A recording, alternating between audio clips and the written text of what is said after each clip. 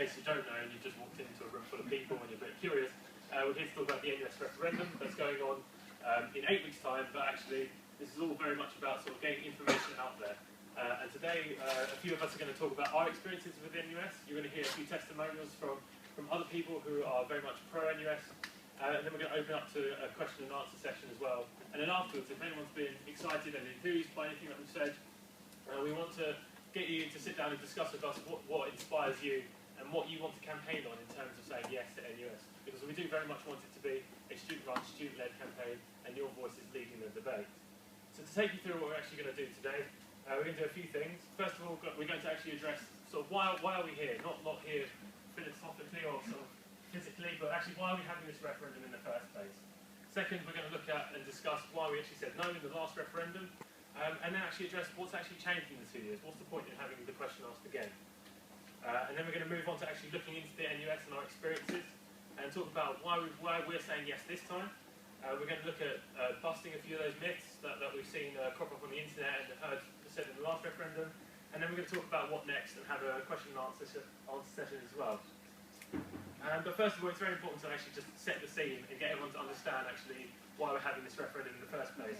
And so Sam, the union president, is going to talk to you about what happened last time and why we're doing this again now.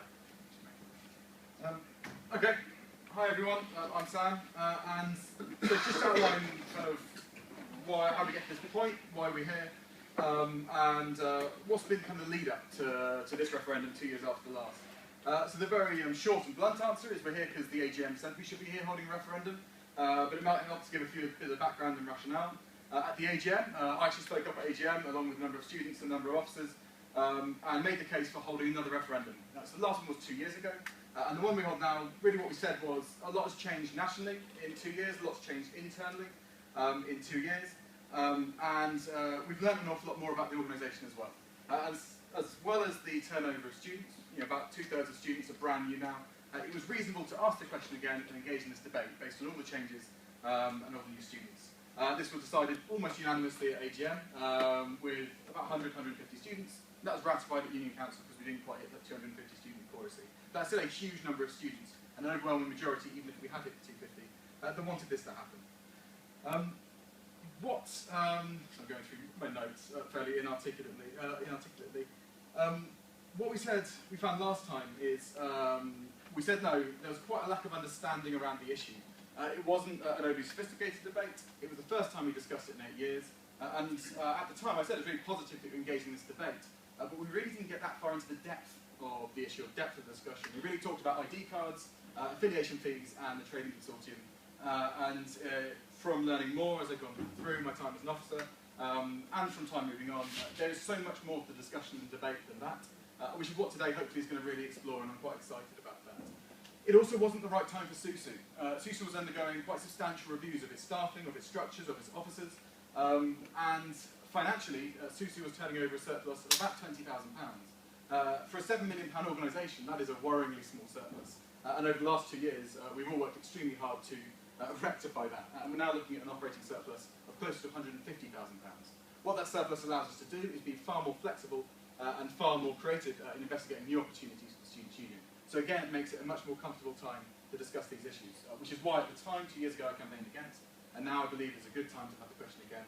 And I believe it's a good idea this time. And finally, the NUS has made a lot of changes to itself. Its new campaigns, its governance structure has completely changed. It went through a quite substantial governance review within the last 2 years, and it's got 3 sections to the NUS now, quite distinct sections, and it's a far more efficient organisation. Big campaigns like the International Students Campaign really didn't exist a number of years ago, or it was barely a feature of the NUS. It now has an international sabbatical, international officer that represents students nationally and does amazing things, which I'll tell you about later. But it's a real prominent campaign, which again didn't exist before. And there's more that I think will go into detail. I'll probably waffle too much, that'll be a feature of anything that I say. But I think it's time to see a different face, that's not me, I believe. So that kind of sets the scene quite nicely in terms of actually why we're actually having a decision. But we're all here to sort of find out a bit more about the NUS and what sorts of things it can provide us. And the way that we started off by thinking about this argument is actually how does it benefit you? You as students, as people in Southampton, that if we do affiliate, what impact will that actually mean to you? And we've got 4 main impacts that we think it will have.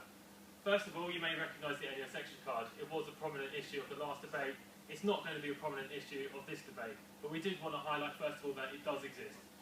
First of all, you do get an NUS card completely free just by affiliating. This card costs an extra £12, and it does carry some extra benefits such as discounts on EasyJet, discounts on Amazon, on Megabus, on Spotify, but you don't have to opt into it if you don't want to. You certainly don't have to buy it. But it is there for some students. Some students who don't engage in the student union may well want to buy an NUS Extra Card, and some do try and sell Southampton students NUS Extra Cards. So clearly the demand is there for some people. Like I said, it's not for everyone. I wouldn't buy one myself, certainly, because you can get some deals online, but that's fine. Some people will find real benefit from these deals, and they'd want to use that, and that's there for them. But then we're going to move swiftly on to everything else. So the first thing is the Innovation and Social Enterprise Academy that students can get involved in. This is all about sort of student enterprise, startup businesses, and just social enterprise in the community as well. And SUSU has, we have Cypher, we have Fish and Toast, but we don't actually support these groups that well. We don't really know what student enterprise entrepreneurs want or what startups want in terms of do they want space, do they want seed funding. We don't quite know, and every time we ask, they don't really know the answer either. But the NUS have this Innovation and Social Enterprise Academy, which is a pot of £120,000 for any student affiliated to the NUS to apply for seed funding to start their businesses. They'd get training and support and financial support to actually have a go, try and run their business and see how it goes. This is something that SUSU could not ever dream of providing, and this is a completely unique thing that students could get from joining the NUS. And SUSU, like I said, doesn't have the right sorts of supports yet for student enterprise. It's something that we're looking to develop, and the NUS not only would provide this scheme, they'd also be able to provide us guidance and support in setting up our student enterprise structures, because they've got experience of setting them up around the country. Other unions do enterprise a lot better than us, and we can learn from them through the NUS, as well as giving students access to £120,000. I'm the Change campaign. It's a very recent campaign that wasn't in place 2 years ago, and this is the concept that students all around the country might not necessarily feel that they can have an impact as an individual self. And what the NUS are doing is they allow students to put ideas onto their website, share ideas around the country, get talking to other students and saying, this is the impact that I want to have, this is the change that I want to make. And other students will see those changes, and if selected as one of the changes, you get bespoke training, you get bespoke funding to actually make those changes happen. If a student says, oh, I want to do a housing campaign to fix housing in the local area, and it gets selected, then you get training on how to run that specific campaign. You get legal training, you get funding to make sure that impact can happen. And there's all sorts of other sorts of benefits that come through this. And just generally with regards to training for volunteers as students, they do training for 100 political activists. So they train students how to campaign. They train you how to present arguments, how to have an impact in the local community. And they also do lots of training for different student groups as well. And also they do bespoke groups for targeted areas. For instance, they do an empowering women's session on actually trying to train women to be the leaders of tomorrow, giving them confidence and inspiring them to run in elections. Because if you look at the sabbatical elections, we were completely male-dominated. We were a male-dominated team, and the NUS are very much trying to tackle that through various campaigns and training sessions that they run. And finally, there's NUS Awards. They have a whole range of different student union awards across the country, national and recognised. Anyone who's been to the Evers here at Southampton will realise what an empowering and inspirational event that is. And this is a national version of that. It's unbelievable to be able to attend and see all the great things that students around the country are doing, ranging from being top journalists, to student media, to being course representatives, best clubs and societies, to best unions in the country. The NUS celebrates all that and brings everyone together and shouts out about everything that everyone's doing well in a positive way. And it's a great opportunity to not only just network and hear about these stories and draw inspiration, but also talk to them about how they did these projects and how we can implement them here in Southampton. And currently we do try and develop relationships with other unions, but we do really struggle. And I heard the argument said before that if we should be proud of Southampton, why would you join the NUS if you're proud of SUSU? I'm so proud of SUSU, I want us to go and dominate these awards. We could win so many of these, it's unbelievable. If we're proud of Southampton, we should showcase ourselves to the country and show why we're truly brilliant. But also, we should respect others where they are better than us and learn from them as well. And this is our opportunity to celebrate the greatness that Southampton students have. So the next point we're going to move on to is actually looking at benefiting SUSU as a whole. Because your experience is better because it's providing you with great opportunities. And I'm going to welcome back Sam to talk more about that. there are other faces you'll see, it's not just the Sasha and Sam show.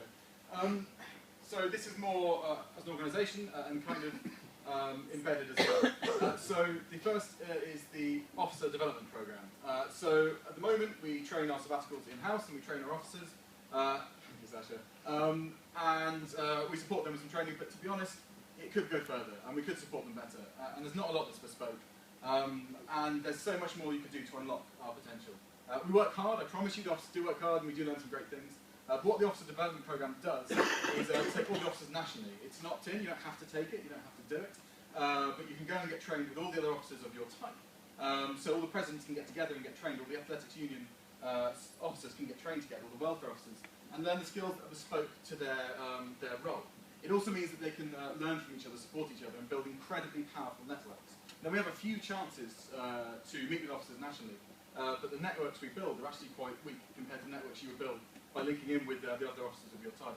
And I think the feedback is over 90% satisfaction rate from officers all around the country who are absolutely benefiting from this and doing incredible things that year on year will have to relearn rather than keep the information stable within the organisation. I'm not going to go into lots of detail about this because Josh is going to cover it in his testimonial later. But Green Impact is basically a standard for the environmental impact of your students' union. It's very hard to measure the impact of your students' union, and it's a national scheme that's been developed with the NUS that we would have access to that allows us to really measure our impact and improve ourselves year upon year. Because at the moment we do some great things. The Blackout is a fantastic project. The Student Switch Off is a fantastic project. But they're kind of few and far between. And to measure them is very, very difficult. And these are the kind of things that would feed into such an impressive scheme. But again, Josh will tell you more about that later, because it's very much his area of expertise. NUS Connect, you may have had us tell you about the research that's available. NUS Connect brings together all of the research from the sector on all kinds of areas. It brings together briefing notes on current issues. It brings together research and information on student groups that we spend months trying to collect information on. This stuff is there, it is available, but it's behind this wall that we can't access at the moment. We spend a lot of staff time, a lot of resources, and a lot of our time researching things that have already been done, they've already been researched, but because we haven't got access to that, we have to give us access to that, and really will free up so much more time and so much more potential. And finally, something new, again, brand new to the last year, is NUS Digital. This is about them moving forward, and this to me I think is a very exciting project. They've created a product called Union Cloud, which again around the country unions probably every 2 or 3 years go, oh, our website is rubbish, we've got to redesign it, let's get a designer in or a company in or some contractors and spend tens of thousands of pounds making a website that's kind of okay, but 3 years after that they'll go, oh, the website's rubbish, let's rebuild it. NUS Digital has looked at all of the IT infrastructure a student union uses. It's looked at the advice centre IT infrastructure, which you may know, which you may say come across, looked at voting software, looked at websites, and is an out-of-the-box website and out-of-the-box infrastructure for your student union. So its base is a chance to really just take all this while running software, and it's like almost a WordPress but for student union websites. And you get to very efficiently run effective looking union websites.